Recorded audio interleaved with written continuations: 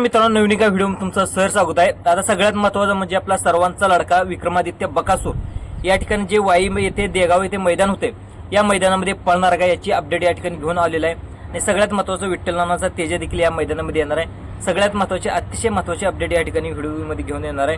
भव्य दिव्य असं ओपन बैलगाड्या शर्यतीचं देगाव म्हणजे जिल्हा सातारा, तालुका वाई आणि गाव आहे ते देगाव, जवळजवळ इथं प्रथम क्रमांकाचं 1 लाख रुपयाचं बक्षीस आहे। आणि ओपन बैलगाडी शर्यतीचं इथं मैदान पार पडते।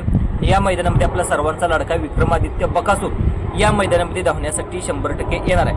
आता तुम्हाला प्रश्न पडला असेल की नक्की बकासूरचा पैरा कोण आहे, तर मित्रांनो, अनेक लोकांचं अनेक प्रेक्षकांची देखील इच्छा असते की बकासूरचा पैरा फुटू नये, बकासूरच्या गाडीला नजर लागते। हे देखील म्हणजे काही अंशी सत्यच आहे।